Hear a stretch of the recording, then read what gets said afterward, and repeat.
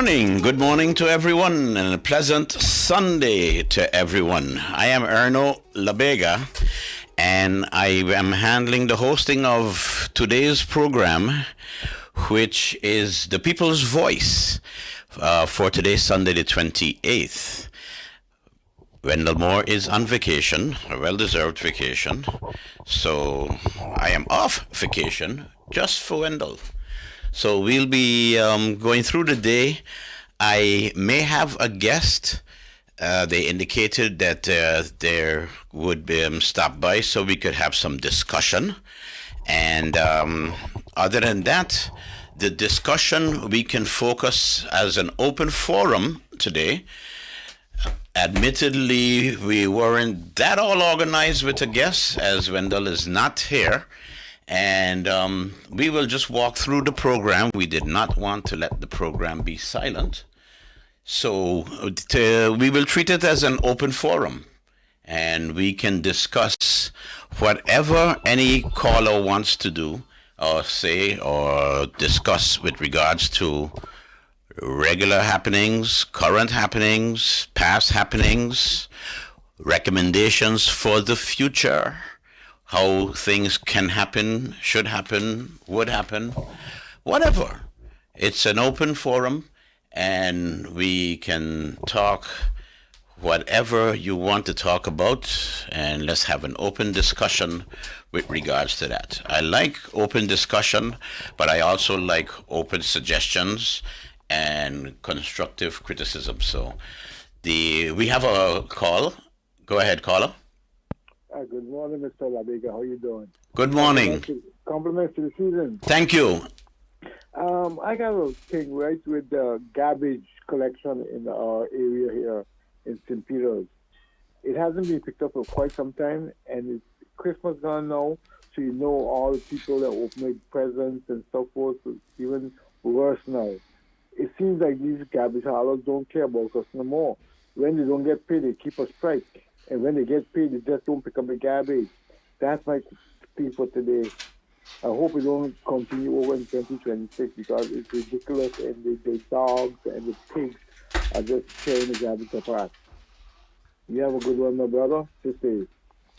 Okay, good concern. Yes, as you drive through the island, there are areas that have not been picked up, but in defense of those contractors who have picked up, I have seen areas where the garbage has been collected after Christmas, and I was actually behind a garbage truck yesterday on 80 Illage Road.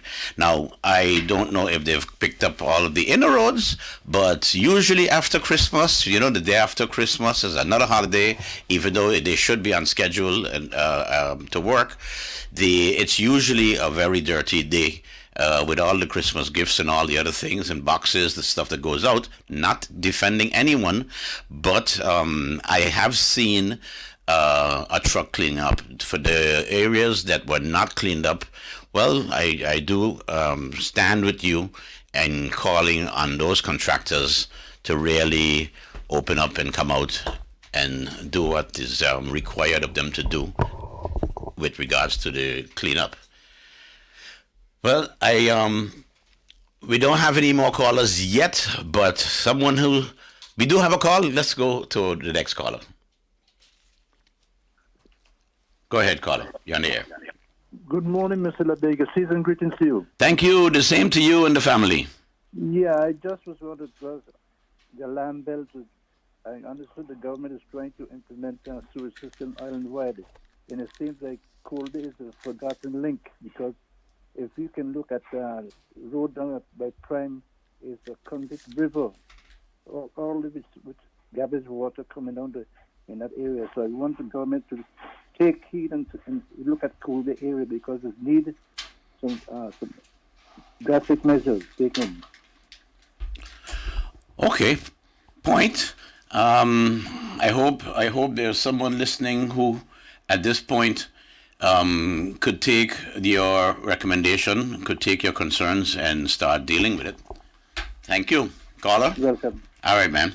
Okay. Listen, I have a guest, an unprepared guest who came into the studio to accompany me, and that guest. So we will take calls in between. I'm gonna treat it as an open discussion, not necessarily a planned interview or discussion with this person. So if we have questions, we could sure, or concerns, please continue to do the call in. But in the studio with me right now is our Member of Parliament, Dimar Labega. Now we have the same last name, so given that I didn't have a guest, I says, there are some people I can call on last minute, and many of us, if not all of us, should and could be able to call on our children. So I called him in and say, hey, let's have the discussion. You're a public figure now. You're a member of parliament. You're on the streets. You're in politics. You're in everything. So, Dimar, let's have an open discussion. I am the host. I am not your father. I am the host of the program, and we want to treat it as such. But before we go, we have a call. Let's go to that call. Caller, you're on the air. Yes, good morning, Mr. Labega.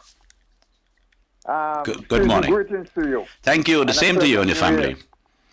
Okay, as a concerned citizen, I would like to say something this morning concerning the road patching that's going on in these terrible roads that we have that destroying our vehicles. And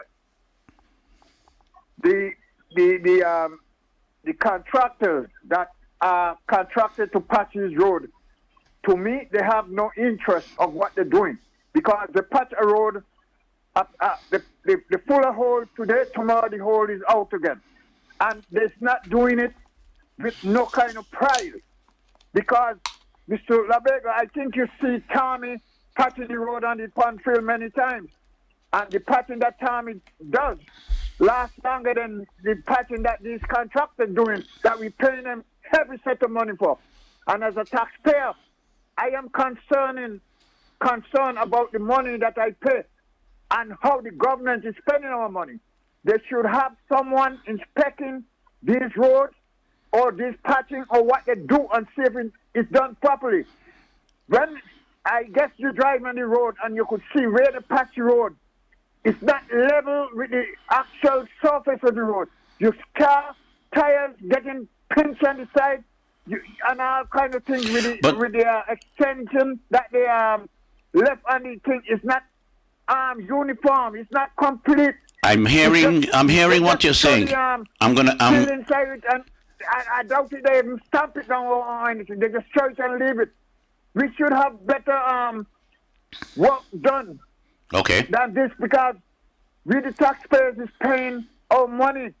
They're not doing it for nothing. And they're even giving a local contractor the opportunity to prove themselves. They give the foreign contractors, and they're not doing nothing to plead us. Thank you, Mr. Labega. You're welcome, and thanks for those comments. Yes, indeed, the patching is ongoing. You're referring to the type of the quality of the patching, etc., which deteriorates within a short period of time, but at least something is being done to address. At least they know the potholes are there, and they're doing something to address it until, I guess, next year when everybody come back and they could execute a better road patching program. Thanks, Dimar. Yes, good morning. Good morning, everyone. Good morning to you. Good morning to the people of St.Maarten, and happy holidays to each and every one.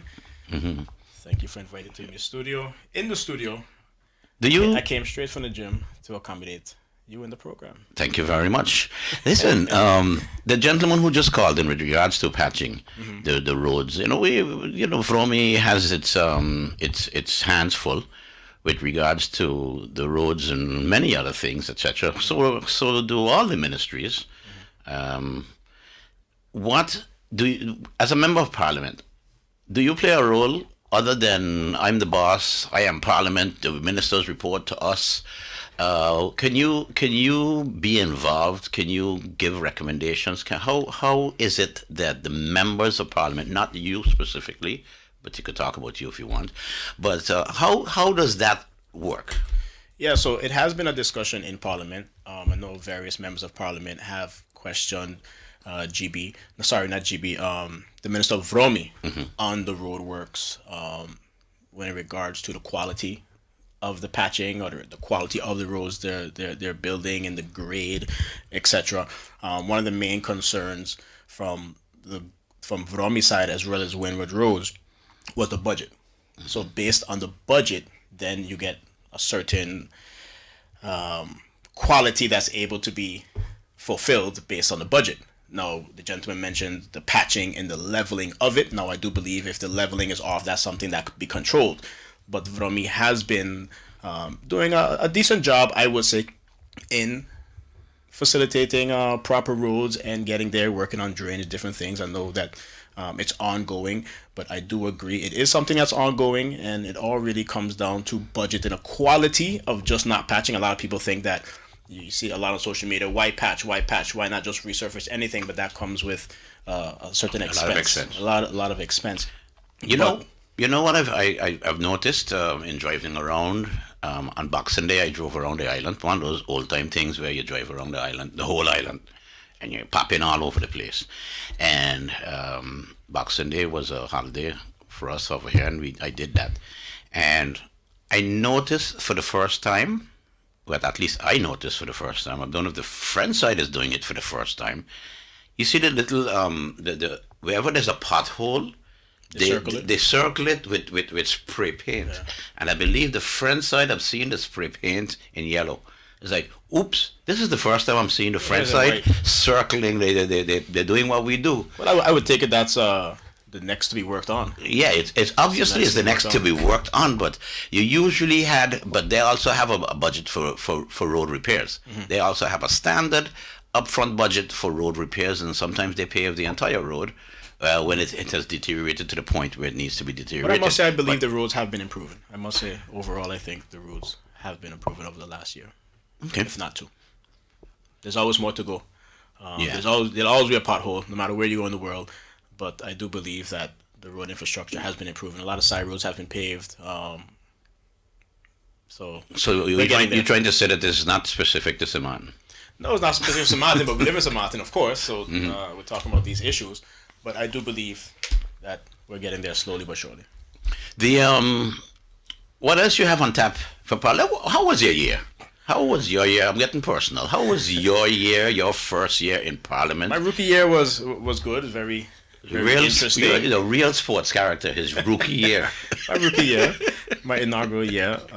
Very grateful for the opportunity. It was very enlightening, a lot learned. Took a while to get used to the politics of it.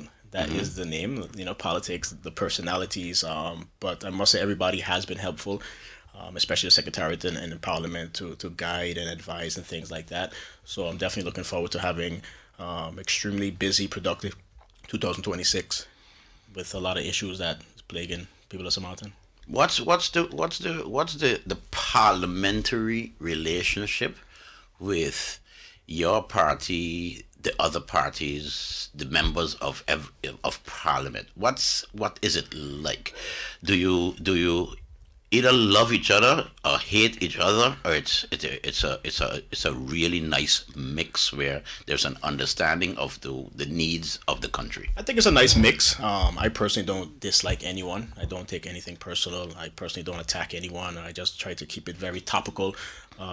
You'll see every now and then a little banter back and forth, but I do believe everyone is willing to work with each other. We have a nice mix of experience, youth, that is looking for the solutions. I don't think anybody wants to hear personal feuds back and forth. People don't want to hear that. People want to hear, what are we doing to work together? We're all elected. Yes, it's it's 4 parties. I think it's like 7 or 8 different factions. So you will have contention and things like that. But the main goal is we have to work together to do what we have to do. So I think it's a nice mix. I don't think anybody takes it personal. A lot of times you see a little back and forth, but then when the cameras are off, everybody's good. Everybody's good. Everybody's good. I have a concern, that I wasn't accustomed to. When I was in Parliament for the Netherlands Antilles, we didn't have that that question hour. No, you like that. That question hour. We discussed it on numerous occasions, and that question hour. Whoo, and that's one. And another thing is... No, you mean interruptions. The interruptions. The interruptions. Yeah, we didn't have question hours in Parliament of the Netherlands Antilles where you get a member of the government to come in and answer questions on that hour specifically. Yeah, I understand the efficient. concept. Very efficient. But the interruption thing. Who gives us the right? Who created this right to interrupt me when I'm speaking? But unless I say, I understand what the point of order is. If you are talking and you say something that is out of line, out of place, etc., I can call for a point of order, Madam Chairman. There's a point of order. This man is absolutely crazy. Fix it. But then there's an interruption. Yeah. So, first we'll start with the question, which I think is very efficient, because a lot of times the ministers will come to Parliament on one topic, and then the members of Parliament has the freedom to just ask what they want, and sometimes you get derailed on the topic. So the ministers come, the questions are sent before the Wednesday before, so the minister comes and answers the questions, very topical, and the members of Parliament have a minute, 2 minutes to just stay on topic and get those results. Now, with the interruption, that has been something that has been in the rules of order, but has been recently really implemented. And it's a nice element. It gives the members of Parliament a chance to get up and interrupt and whether add or say, hey, I think you're contradicting what you just said, give their opinion, and then the minister then has an opportunity to give a direct answer. No, I don't object to the interruption. I object to interrupting me at the moment I am speaking. I'm in a mode. I'm in a motion. I'm moving forward with my thought, my trend of thought, and then you interrupt me. Why can't you wait until I'm finished my presentation, my sentence, and then say, Madam Chair, I want to interrupt. Madam Chair, I have a point to make. You don't have to go up and sign up as a speaker, but I have a clarification. I'm confused on it. It can be viewed both ways. It could throw you off your floor. I remember one time because you use that to throw off too. I was speaking and somebody interrupted, and then sometimes the interruption doesn't really add value, but it just throws the speaker off sometimes, and then you lose track of what you're saying. It could also go in your value. I could also get up and defend my minister or a point they're making, or another MP. So it could be viewed both ways, but it is interesting and I think valuable strategic addition. Okay, I'm still thinking about it but I am only one person. When it goes in your favor, it's good. When it doesn't go in your favor, you're like, man, it threw me off. Well.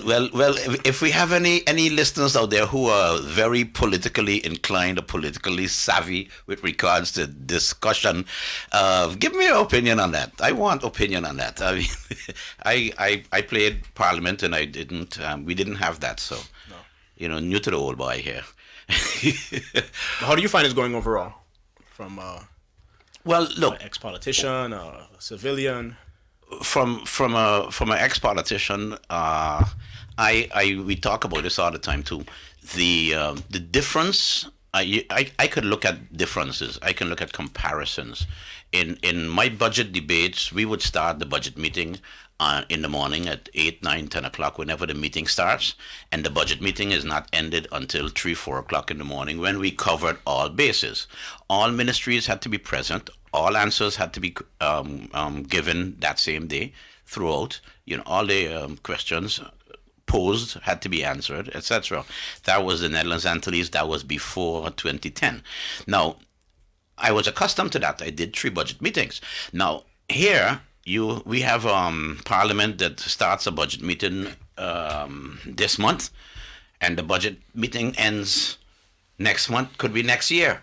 I'm not criticizing. I'm just saying. In my day, we went straight through. Now you have several days, and the meeting is postponed, not postponed, but adjourned until tomorrow, and then you deal with another ministry and another ministry. Well, what we had, so it's a little different. Well, what we had at the end of 2024 was we had the CCs, the Central Committee meetings, at the end of December. And then we came back for the OVA, the public meetings, I believe, starting the second week in January. So I believe you're referring to that. But let's say had it been maybe in November, then everything would have ran through without the jumping from month or to the next year. Okay. But the budget meetings does go from early in the morning. The ministers are present, and we go pretty late. 1. I think the approval went to 4:30 in the morning. The last one for 2000. Fine, but then you also have another item that I'm a little different too in terms of making comparisons to what we were accustomed to, and I understand we're country St.Maarten. We have the right to do what we want in terms of how we set up our meetings in Parliament, handle their rules of order.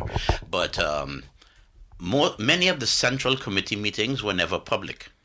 Some were open to the public, but most of the Central Committee meetings were handled internally. We got through them faster because we didn't have in my opinion, the members of Parliament being talking to the general public during a Central Committee meeting. So, but here in St.Maarten, the current rules indicate that the Central Committee meetings, most of the Central Committee meetings, because I'm sure you can request a closed. Yeah, we request a closed door, but other than that, everything is public. And I think we should have some more closed door meetings. I believe everything being public, yes, it gives the transparency, but it also creates a lot of grandstanding. And when you have third parties coming to Parliament and they know that a lot of the questions, a lot of the comments will be political, it's not productive. They're going to hold off on some things they have to say. And sometimes you have to ask questions the raw way, the real way, and you have to get those results. But a lot of times the third party won't give their actual opinion, which could be very beneficial because everything is in a public forum. So I do believe that. I mean, members of Parliament can request a closed door meeting, but I'm one that would champion more closed door meetings, and everything doesn't have to be public. And then of course all public meetings are public, but a lot of third party meetings will be a lot more effective and efficient and productive if they weren't televised. No, when you say that, well, what I understand what you're saying is if everything doesn't have to be public, meaning it's via a televised. public meeting, right? Televised or on radio. Broadcasted. Because the members of Parliament do have that right then to bring that out, bring that information out to the general public. After, yes. Yeah, so it's not going to be... They have the discretion as to how they present that correct. confidential information, which is relative at that point to be confidential, can be handled differently. Because we're in an age of likes. We're in an age that as soon as southern ministers, MPs finish talking, it's on social media, it's on Facebook, it's here, it's there, and sometimes you question the genuineness of it. Are we there to have a debate and question? Of course, we want to share our views so our followers or the public can see. But is it for just the likes? Is it for just the noise? Or are we there to really ask questions to get results? What's the answer to that question? It's mixed. It's mixed. It's up for the public to see the difference, but it's also up for the majority of the MPs to share their views. Of course, people want to hear what our views are and what we say, but to do it in a responsible way. You know what? Talking about the relationship of Parliament, and we've discussed it personally, but last budget, I believe it was last budget, for the first time I can recall, I might be at least wrong once, but for the first time in the history of parliaments in St.Maarten, we had a unanimous budget passing. I believe 2018 was unanimous. 2018? So, it showed the maturity. We argue, we have our opinions, but when you get a unanimous budget passing, it's commendable. It shows a lot of maturity, and we talk about 15 years of government on our own now, etc. But we are maturing. I mean, at the end of the day, everybody should want the same thing. You should want the budget to pass because some of the things that you champion needs funding, needs financing.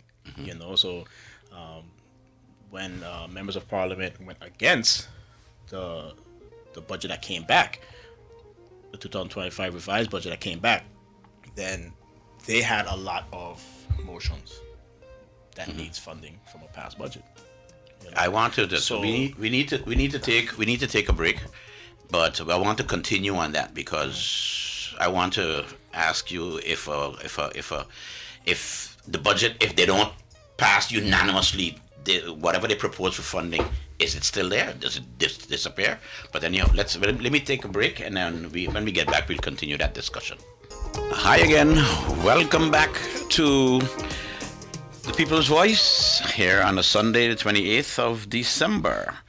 And while it just crossed my mind, I want to shout out, as a matter of fact, what we did in church this morning, and we do that every Sunday, is do a shout out and ask everyone to stand whose birthday it is on this Sunday and whose birthday it is during the week, as well as anniversaries.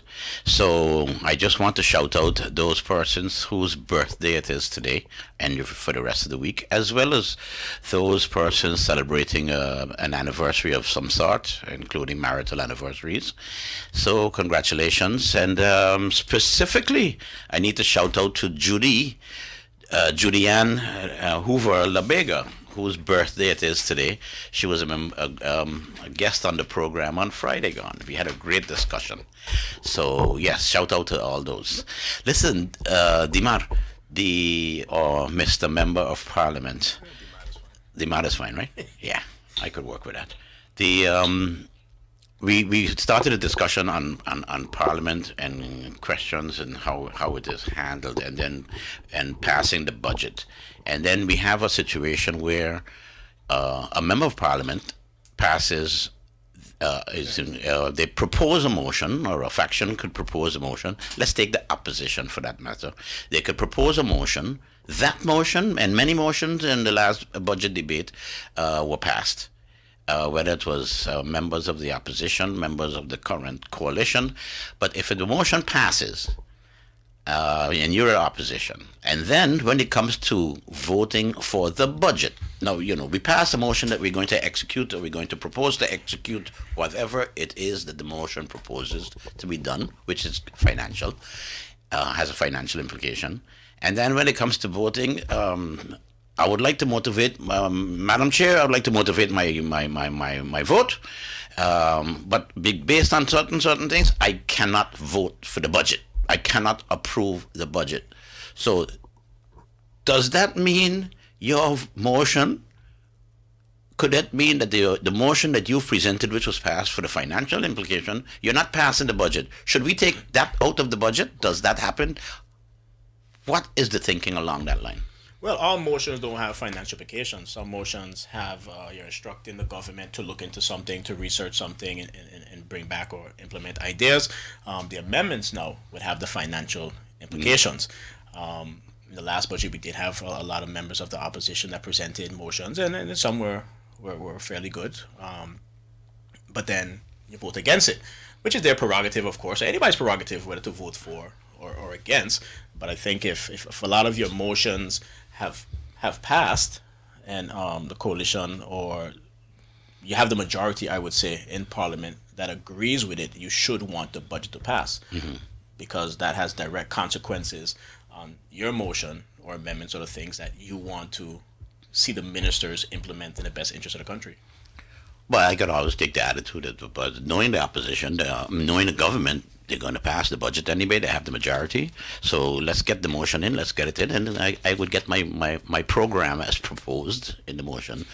If it's a financial thing, at least it's going to be approved anyway. Yeah. But whether you vote against it once it passes, I mean, if the motion has passed, as the MP, you have the right to call the government back to Parliament and get an update on said motion that was passed. So whether you vote for it or not, once the motion is passed, the budget is passed, you can still go ahead and question the government on what's the status, what's the update on this motion that has been passed, etc. What for the for the, I know you're not the chair of Parliament, but I'm going to treat you now as if you're in that position. What's your take on the overall progress, action, success, failure of Parliament for 2025? I believe Parliament is on the right track. I believe a lot of key meetings are coming up. I believe the chair has managed Parliament very well, and I look forward to a good 2026 with a lot of key topics come in. I believe the ministers have made themselves available to come to Parliament frequently to answer questions. So I believe overall the performance is well. The performance is good. The I'm not gonna get in trouble. Especially given the experience, I would say, and that's a major thing. You know, we have a lot of young members, including myself, in Parliament, and just watching how things operate and function and taking note has been very beneficial, not only to myself but I think many others as well. The the members of Parliament. I lost my train of thought. I just lost my train of thought with regards to the question I wanted to bring up. Anyway, the as far as Parliament is concerned, you always tell me, and before you go to meetings, I see you sometimes. You always go to meetings. Mm-hmm. There was a report card. I didn't see a report card come out on Parliament this year. I think it's supposed to be forthcoming upon our return. What and you're always at meetings, and you. I'm not trying to brag on you or trying to promote you, but you always talk about the fact that you want to be at every meeting at every time. So, how do you manage that? So how it goes, and I wasn't aware of it before I was in Parliament. Sometimes you'll look and you'll see members of Parliament are present at meetings, but for the committee, you have committees. So you have 17 you have 17 committees in Parliament, and you sign up to be a part of these committees. If you're not a member of the committee, then I would say you don't have to be present per se. At that meeting. At that meeting. Committee so meeting. sometimes you would turn on the TV and you'll see, hey, but Parliament looks empty. There's only 7 members, 8 members, 9 members, etc. But some of the members that aren't present aren't on that committee. But I'm not on every committee, but I take pride in going to every meeting because you always have something to learn. So if you're not on the committee, you don't have a vote if it comes down to voting, but you still could contribute to the meeting. You still ask questions. You're still there to learn. So I pride myself at being at every meeting because we're there to learn and we're there to gather information so we could be successful in our job. Fine, and you've been successful at that. What committees are you on? What are you a chair of any committee? Yeah, I'm the chair of the Education Committee, ECYS, Education, Culture, Youth, Sports, and I'm also the chair of the Agriculture, Fisheries, and Animal Husbandry, and I'm the vice chair of the TIAT Committee. The Agriculture, Fisheries, and stuff like that committee, Husbandry, yes. Husbandry, etc. That committee ring a bell to me now because we have a call? Okay, let's go to the call and then we come back to the question. Sure. Caller, you're on the air. Go ahead. Yes, good morning. I respect that gentleman, Mr. Labega, the MP. I respect what he just said, attending all the meetings. My question is to him.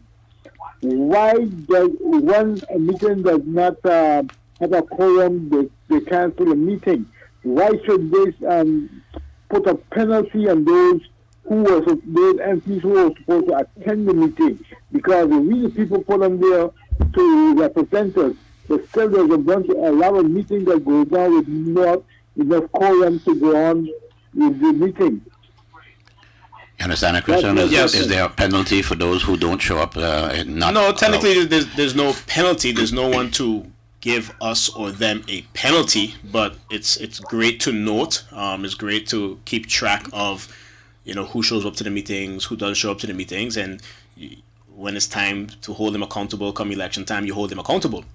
I agree that they hold them accountable, but then they are being paid a sum to do their job. So a meeting cannot go out if you don't have the quorum. If they don't show up, you cannot hold a meeting, and that is showing that progress according to me. Yeah, thanks to you for showing up and continue the way.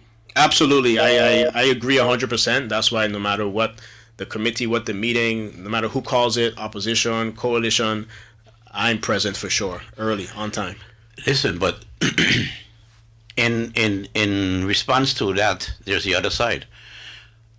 You may not have a quorum. You don't, not because you don't have a quorum means it was a deliberately we're not showing up. You have members of parliament that call in.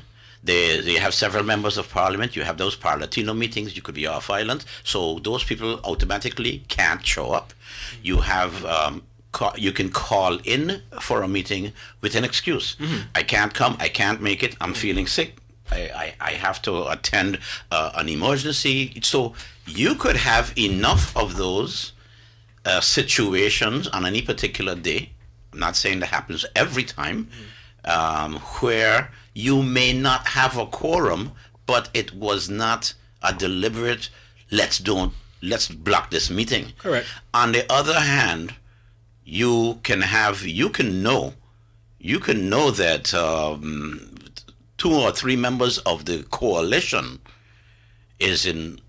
might be off island, and they cannot show up to the meeting, and the opposition can deliberately agree not to attend that meeting. Therefore, them not there, three members of the government is not there, automatically you have no quorum, so the meeting has to be rescheduled. Yeah, there are many variables. You can play the game of politics. Many variables that come, but with the travel, I do know that the chair of parliament and parliament does make a great effort to coordinate who's traveling, who's not, etc. like that when it comes to the main meetings, of course, with the public meetings, because you definitely want everybody present.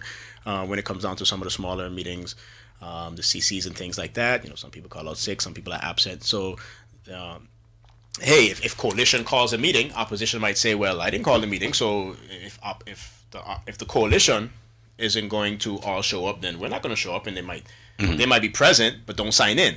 So it is that political posturing that can also go on. Yeah. Let me push this question a little further. You can have a meeting ongoing, and then you lose quorum during the meeting because a member of parliament walks out of the room, leaves, or you're coming down to some important discussion, and that rule where you can always call for an attendance count still exists. So somebody can always ask for a roll call. You're right, and you may not have a quorum, and you might have to close the meeting, even though the members of parliament are right there sitting down outside behind the glass. Correct. Off the top of my head, I don't believe we had that situation in the first year. Most of the time when the members of parliament there, and say somebody needs to go to the bathroom or they need to take a call or whatever it is, we do check to make sure that if they leave the chamber, there is a quorum, which is 8. So we do a pretty good job of that. That's across coalition and opposition. But yes, that is a option as well. A real possibility. Yeah, that is a possibility as well. You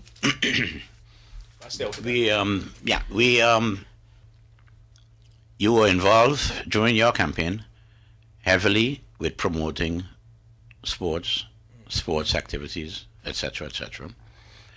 You were also heavily involved with promoting health, fitness activities, becoming healthy people. Is a cheaper country in terms of insurance coverage, people, etc.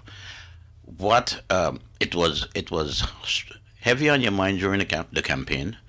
I know you're still a fitness freak, you're still a gym freak, you're still a sports freak. Just came from running. And you started running. I just came from running. You just came from running. Yeah. I know all that. What responses have you gotten over the last 6 months with regards to your message?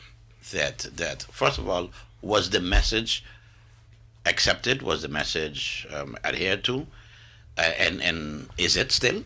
Well, a lot of structural things have to be put in place. I did come up with a few things that has to do with the tourist office, the tourist bureau, sports, and promoting our young athletes, which we're in still process of developing it. Whether you put athletes on the tourism page for notifications, for what they're doing, getting a database of all our young athletes that's off island to help promote them. We also, when it comes to creating brand ambassadors for our young athletes, when it comes to developing and finding resources, because it all comes down to resources. I've spoken to the Minister Gums, about the gasoline tax, putting 1 cent, 2 cent, 3 cents if needed to collect at the pump for gas, for diesel, and that goes directly to sports as well as education, because you need funding. The budget's already tight. There's a lot of cuts. So that's something that the minister did say she's working on. When it comes to health, of course, a healthier population is a cheaper population. If you look at the study that came out, the STEP study from VSA, it shows that about, I believe, 2/3 of the population is obese, is overweight, and that comes with a lot of different issues.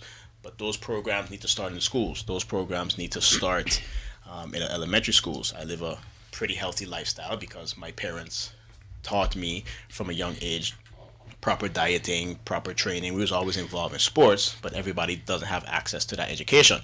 There's also I wouldn't say a stigma. There's also a view that eating healthy costs more money, when I don't believe that's necessarily so. It's what you eat. For instance, if you eat and use less sauce, you use less sugar, you use less salt. So there's a lot of things that you could adjust that doesn't really pertain to having more money to buy things. But I do believe that the country does need to take a huge look at the health of the population and the aging population, because these are things that you'll see 10, 15 years from now. So we need to address those things from a younger age. So I say eat smarter. Eat smarter. Eating smarter sometimes means less salt, less sugar. Yeah.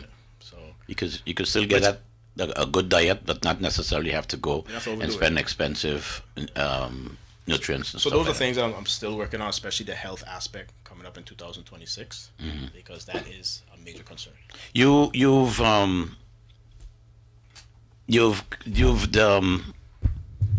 passed a motion. You got the motion that you presented past last budget meeting. What's the status of that? Well, I'm focusing on you now. Yeah? that was an amendment to create a budget for brand ambassadors. Because of the tightness of the budget, some of those funds had to been had to been use the right word. Yeah, let me use the right word. Had to been cut, but right before the holidays, I was still in contact with the tourism office, and we're still in talks and finalizing the process, how to go about it, and we have identified a few young St.Maarteners who have been doing exceptionally well to jumpstart in 2026. Talking about the young ambassadors who've been doing exceptionally well, last year, in my opinion, was a blowout year for ambassadors for St.Maarten in sports. Now you could go back. We could go back all the years. St.Maarten has always had sports athletes who have been doing well, but we never were able to promote it. We were able to even recognize it as the way we're recognizing it now. And so we have. If you think of Casey Carter, you think of. Born the girl, the great swimmers, and the basketball players, etc., that are doing well. I do you agree that it's sort of like a rookie year of most valuable players coming out, most valuable players for St.Maarten? We are promoting them a lot more. Well, with the digital age that we're in social media, you're able to see them a lot more. Like, we have high school basketball players that's doing well. We have basketball players that's overseas. You know, you have swimmers that's in college. You have swimmers that's local. You have a lot of cricketers. You know, cricket is doing very well. You have, you name it, they're doing well. You have dancers. You have creatives. And I always tell people, St.Maarten, I would say it's a blessing and a curse. And a curse of the way that, well, let me talk the blessing first. The blessing is, we have a lot of options. There's over 26, 27 different sports federations. The issue is they all need funding. And you can't fund them all. But you can promote them.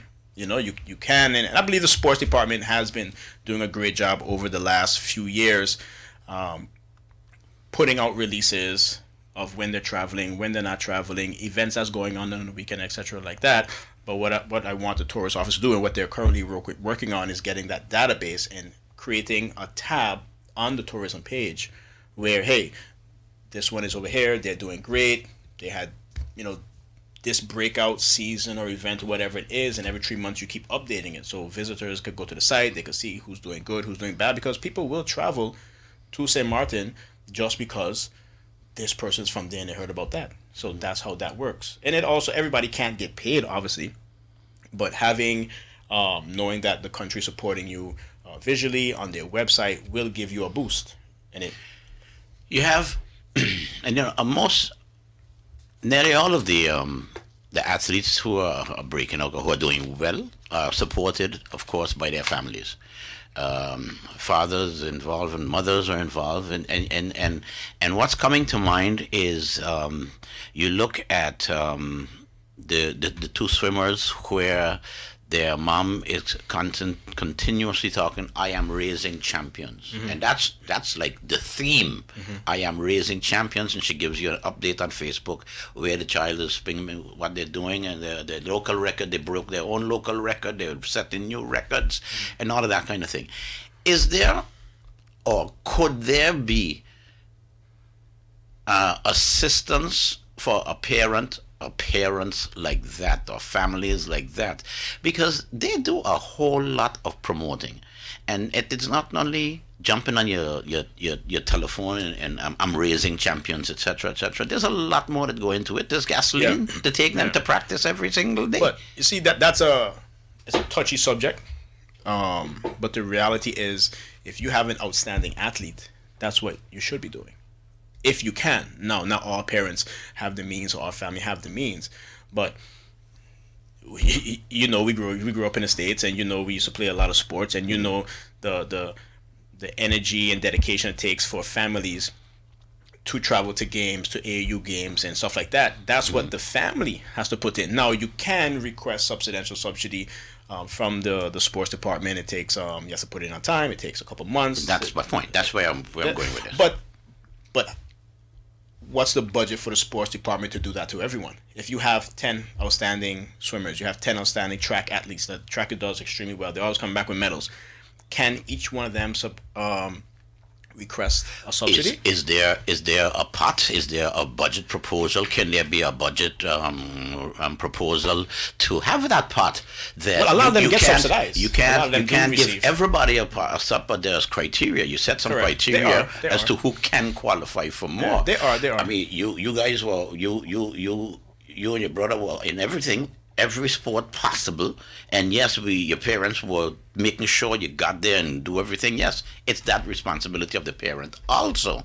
But then there are times when there are some parents, single parents, whatever the case may be, who can really benefit from a little assistance here and there. And that's why I want to push so hard to increase the funding for sports, because there's a difference between participation and competing at an elite level. Right? So you could have a team of 15, 20 players, and they're good, but you have 2 or 3 that really stand out.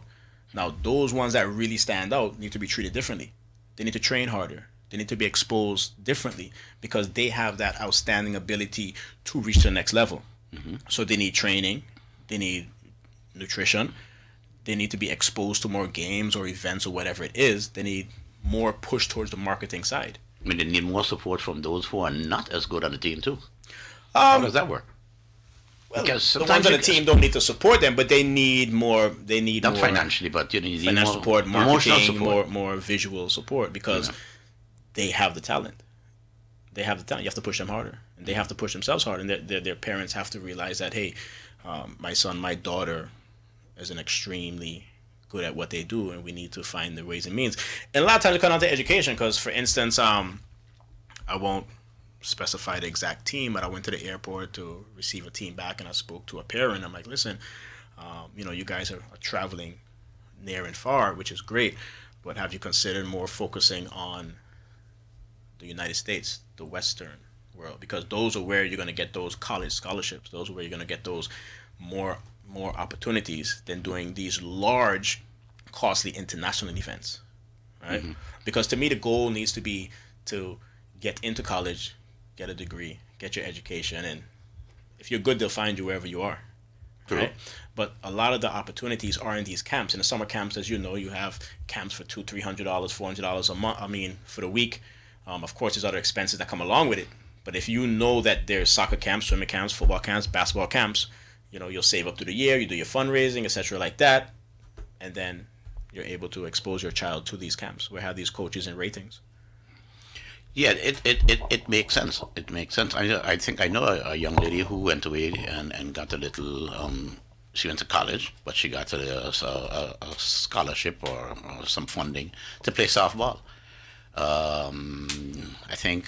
I hope even the Gums girls. I think one of the daughters is now in college going to.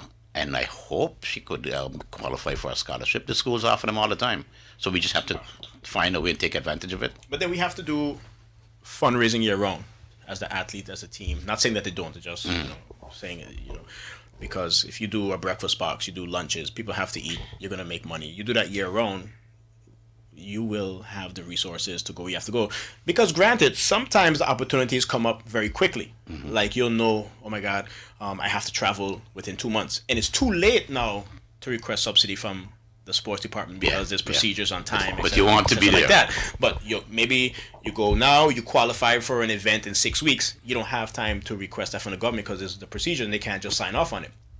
So the consistent fundraising year round, knowing that you never know what may come up. So you gotta have a backup. You always have to be prepared, correct? Listen, we have 1 minute before the end of the program, and I want to give you an opportunity to, within the next minute, to say something with regards to your parliament, your sports, whatever you want, to the people and your outlook for 2026. Well, first of all, thanks for calling me. Thanks for calling me in. I really appreciate it. I want to thank the listening public for tuning in. I hope everybody's having happy holidays, and as you prepare to go into the new year, you stay focused, you set your goals, and you achieve what you want to achieve. Even though I'm a politician now, I always believe that you don't need to depend on government for everything. You don't need to necessarily set your goals according to what the government does or who's not in. Set your goals, do what you have to do, work hard, especially for the youngsters out there. There's a lot of opportunities. The digital age that we live in is quite frankly the easiest time to become successful in modern history. Look for different skill sets to learn different things. Push yourself outside of your comfort zone, and you'll be very successful in 2026. So I wish everybody happy holidays, safe and happy new year, and a very prosperous 2026 for the country. Well, thank you, Member of Parliament Dimar Labega, and thanks for coming in on the short minutes. And we'd like to thank our engineer and PGD2 for the support that they offer for the program as usual. And on behalf of Wendell Moore, we wish everybody a happy Sunday, and we look forward to the program tomorrow, Monday, where we'll have another program on the People's Voice tomorrow. Viewpoint is during the week. Viewpoint tomorrow. Thank you. Everybody have a great day.